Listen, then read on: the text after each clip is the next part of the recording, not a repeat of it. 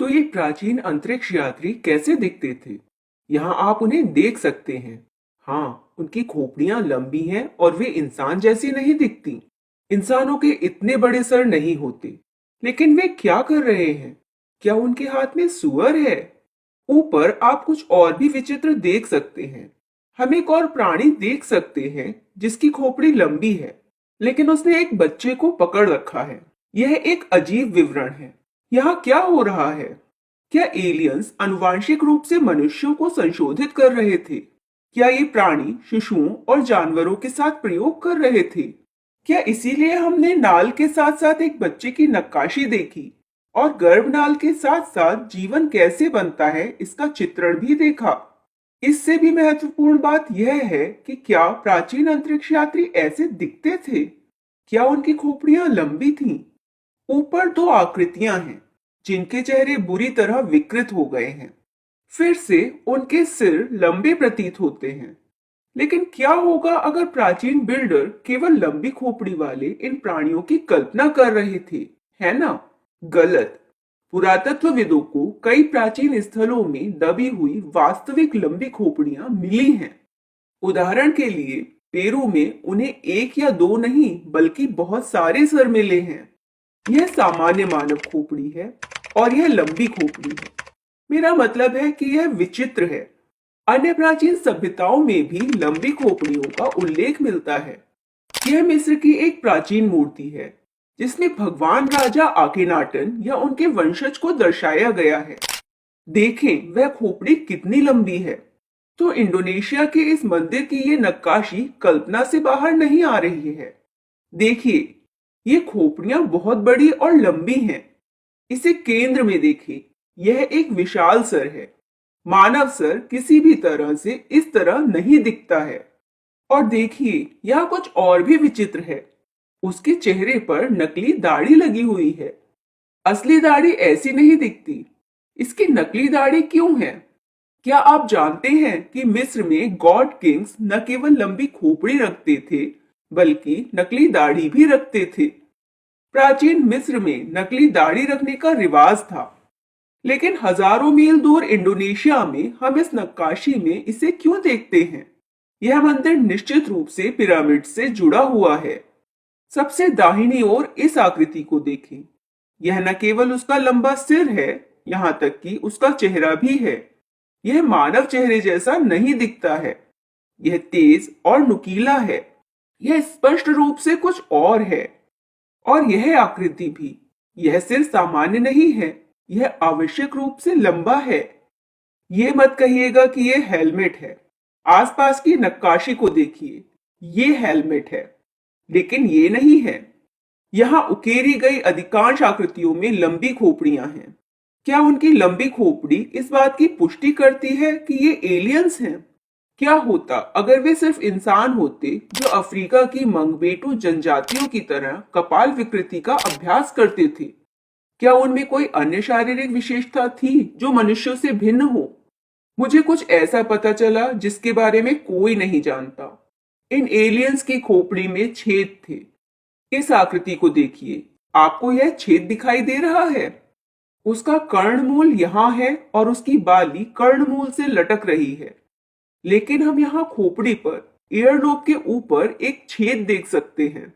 हो सकता है कि आपको लगे कि यह सिर्फ मूर्तिकला की गलती है ना? नहीं, अगली आकृति देखें। आप यह देख रहे हैं? उसके कान की लौ के ऊपर एक छेद है। इंसानों के कान की लौ के ऊपर यह छेद नहीं होता है। और इन प्राणियों में यह भौतिक विशेषता थी जो हमें सरीसृपों की याद दिलाती है। सरीसृपों का छेद बिल्कुल इसी स्थान पर होता है। और उनकी खोपड़ी को देखिए, यह निश्चित रूप से लंबी है ना?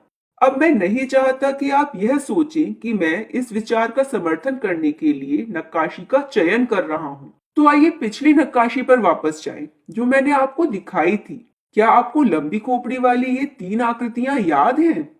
आप उनकी खोपड़ी पर उनके कानों के ऊपर छेद देख सकते हैं। क्या ये उनके कान के छेद नहीं हैं? तो प्राचीन निर्माता हमें स्पष्ट रूप से बता रहे हैं कि ये मानव नहीं है।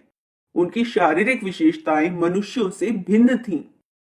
यही कारण है कि उन्होंने यह दिखाने के लिए कि हर किसी की खोपड़ी में एक छेद है, बड़ी मेहनत से अपनी खोपड़ी पर ये छेद किए हैं।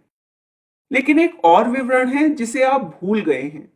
विश्वास करें या ना करें, हर एलियन के शरीर में सिर्फ एक छेद नहीं होता है, एक और छेद है। मैं आपको यह आकृति पहले भी दिखा चुका हूं, लेकिन ध्यान से देखिए, दूसरा छेद कहां है? क्या आपको पता चला? यह इस छेद के ठीक बगल में है, फिर से खोपड़ी में जाता है, लेकिन दूसरी तरफ ईयरलोब के पीछे।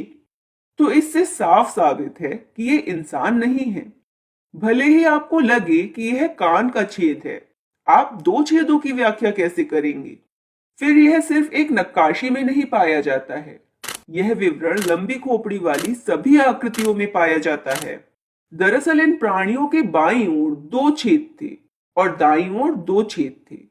मतलब इन अलौकिक प्राणियों की लंबी खोपड़ियों में चार छेद थे, जैसे उनके चार अंडकोश थे। ये सभी भौतिक विशेषताएं लंबी खोपड़ी, छेद और उनके चार अंडकोश साबित करते हैं कि वे मानव नहीं बल्कि प्राचीन अंतरिक्ष यात्री थे, जो हेलमेट और जूते पहने हुए आकाश से आए थे। लेकिन ये प्राचीन अंतरिक्ष यात्री पृथ्वी पर क्या कर रहे थे? इस बंद नक्काशी का क्या मतलब है जो पुरुष और महिला ऊर्जा के मिलन को दर्शाता है? यह गर्भनाल से क्यों घिरा था और हमने पास में बच्चे की आकृति को खुदा हुआ क्यों देखा? क्या यह एक इंसान का बच्चा था या यह एक एलियन था? आइए नक्काशी पर करीब से नजर डालें। हाँ, वहां बिल्कुल कान के ऊपर। क्या आप उसे देख रहे हैं? यह कोई इंसानी बच्चा नहीं है। हमने पहले ही देख लिया था कि इसका सर लंबा था और उंगलियां लंबी थी, लेकिन हमने खोपड़ी में छेद पर ध्यान नहीं दिया। क्या यह एक अलौकिक प्राणी था या यह आनुवांशिक रूप से संशोधित बच्चा था? क्या एलियंस आनुवांशिक रूप से मनुष्यों को संशोधित कर रहे थे? क्या यही कारण है कि हम लंबी खोपड़ी वाले एक अलौकिक प्राणी को बच्चे को गोद में लिए हुए देखते हैं? क्या प्राचीन बिल्डर हमें यह बताने की कोशिश कर रहे हैं कि प्राचीन एलियंस मनुष्यों को आनुवांशिक रूप से संशोधित कर रहे थे? यदि यह सच है, तो उसी तर्क से नीचे दी गई नक्काशी में दो एलियंस को एक सुअर पकड़े हुए दिखाया गया है। क्या इसका मतलब यह है कि एलियंस आनुवांशिक रूप से सुअर जैसे जानवरों को संशोधित कर रहे थे? हाँ, यह वही है जो अब हम देखने जा रहे हैं। यह नक्काशी एक सुअर को दिखाती है। कम से कम पहली नजर में तो आपको लगेगा कि यह सुअर है, लेकिन फिर आप देखेंगे कि इसके सींग गाय की तरह हैं। सुअरों के सींग नहीं होते। तो क्या यह आनुवांशिक रूप से संशोधित सुअर है? क्या यह सुअर और गाय का संकर है? सुअरों की पूंछ ऐसी नहीं होती। सुअरों की पूंछ छोटी मुड़ी हुई होती है, इसलिए यह निश्चित रूप से गाय की पूंछ है। लेकिन चेहरा, कुंद सपाट थूथन निश्चित रूप से हमें एक सुअर की याद दिलाता है। आप इन दांतों को जंगली सुअर के दांतों की तरह बाहर निकलते हुए भी देख सकते हैं। लेकिन देखिए, ऊपर एक सीट है और आप उसके गले में एक घंटी बंधी हुई देख सकते हैं। इसका मतलब यह है कि यह प्रकृति में पाया जाने वाला कोई जंगली जानवर नहीं था। यदि मूर्तिकार ने प्रकृति में ऐसा कोई जानवर देखा होता तो वह आसन और घंटी की नक्काशी नहीं करता। इसे पिंजरे में या घर के अंदर रखा जाता था। क्या सुअर और गाय के बीच संकर बनाना संभव है? ऐसा संकर प्रकृति में नहीं हो सकता, क्योंकि ये जानवर एक ही प्रजाति, जीनस या यहाँ तक कि परिवार से संबंधित नहीं है। लेकिन ऐसा हाइब्रिड प्रयोगशाला में बनाया जा सकता है। गायों को भूल जाइए, वैज्ञानिकों ने अब सुअर के साथ मानव संकर प्रजाति बना ली है। यह सही है, उन्होंने सफलतापूर्वक सुअर मानव संकर बनाया है। इसलिए आप निश्चित रूप से प्रयोगशाला में सुअर गाय संकर बना सकते हैं। क्या प्राचीन अंतरिक्ष यात्रियों ने जानवरों में ऐसे आनुवांशिक संशोधन किए थे? क्या इसीलिए हमें लंबी खोपड़ी वाली दो आकृतियां दिखाई देती हैं जिनमें एक सुअर पकड़े हुए है? लेकिन इस आनुवांशिक रूप से संशोधित प्रजाति के बारे में क्या? लेकिन यह सिर्फ एक हाथी है ना? नहीं, इसके दांतों को देखिए।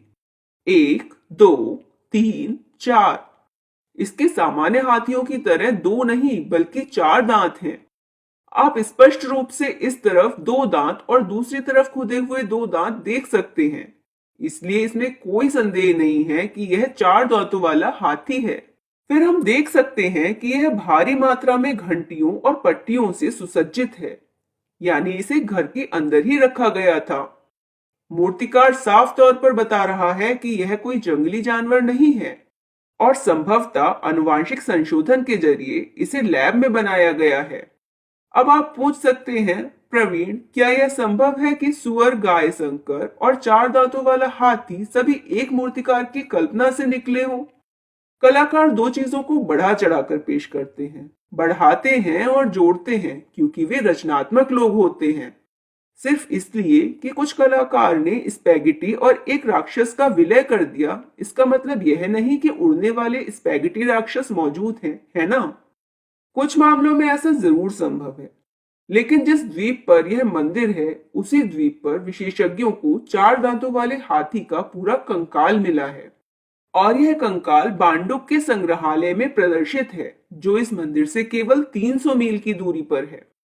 दुनिया भर में विशेषज्ञों ने गोम्फोथेरस नामक इन 4 दांत वाले हाथियों और उनके चचेरे भाइयों के पूरे कंकाल का पता लगाया है। मैंने 3 साल पहले एक वीडियो बनाया था जिसमें कंबोडिया के अंकोर वाट मंदिर में 4 दांतों वाला एक हाथी दिखाया गया था। उस समय वैज्ञानिक कह रहे थे कि ये 4 दांत वाली प्रजाति 20 लाख साल पहले विलुप्त हो गई थी। अब विशेषज्ञों ने पाया है कि मनुष्य इन 4 दांतों वाले हाथी के साथ सह अस्तित्व में थे और उनका कहना है कि वे 12,000 साल पहले ही विलुप्त हो गए थे। सिर्फ 3 साल में ही देखिए टाइमलाइन कितनी बदल गई है। जो लोग विज्ञान और विकास के सख्त मॉडल में विश्वास करते हैं, वे परेशान हो जाते हैं जब हम सवाल करते हैं कि क्या ये प्राचीन नक्काशी वास्तविकता पर आधारित थी।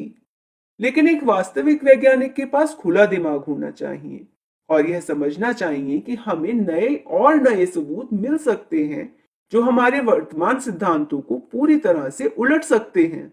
तो हमारे पास ठोस कंकाल और जीवाश्म सबूत हैं कि ये 4 दांत वाले हाथी स्पैगेटी राक्षस नहीं है, लेकिन यह नक्काशी अब तक अपने देखी सभी नक्काशियों को मात देती है। हाँ, एक सुअर गेंडा संकर। शुरू में आपको लगेगा कि यह एक गेंडा है, लेकिन थूथन को देखें। गेंडे का थूथन गोलाकार होता है, लेकिन यहाँ आपको सुअर की तरह चपटा थूथन दिखाई देता है। असल में अगर मैं सींग हटा दूं तो अब आप सोचेंगे कि यह सिर्फ एक सुअर है। इसमें सुअर का शरीर भी है, लेकिन इसमें गेंडे का सींग है और गेंडे की तरह लंबी सीधी पूंछ भी है। सुअरों की पूंछ बहुत छोटी और मुड़ी हुई होती है। तो आप देख सकते हैं कि पिग राइनो हाइब्रिड कैसा दिखता है, पिग की कुछ विशेषताओं और राइनो की कुछ विशेषताओं के साथ। और फिर इस नक्काशी में भी पट्टियों पर ध्यान दें जो दर्शाती हैं कि इन जानवरों को घर के अंदर रखा गया था। वे जंगली जानवर नहीं थे। क्या प्राचीन अंतरिक्ष यात्री ऐसा करते थे?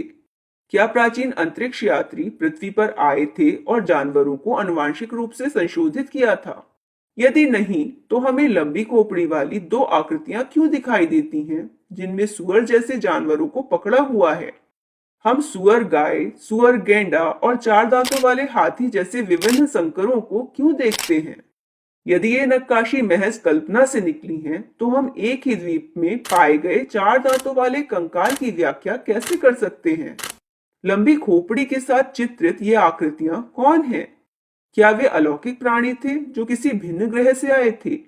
मिस्र जैसी प्राचीन सभ्यताओं में भगवान राजाओं को लंबी खोपड़ियों के साथ क्यों दिखाया जाता है और हमें पेरू के प्राचीन स्थलों में वास्तविक लंबी खोपड़ियां क्यों मिलती हैं?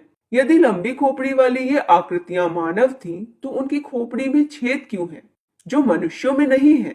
क्या हम मनुष्य प्राकृतिक विकास की उपज हैं, या क्या हमें आनुवंशिक रूप से इन प्राचीन अंतरिक्ष यात्रियों द्वारा संशोधित किया गया था, जैसे हम आज पौधों और जानवरों को आनुवंशिक रूप से संशोधित करते हैं? वैसे क्या आपने देखा कि वे सभी नर जानवर थे? क्यों? कैंडी सुकू मंदिर और भी बड़े रहस्य छुपा रहा है और मैं उन्हें अगले वीडियो में उजागर करूंगा। बाय।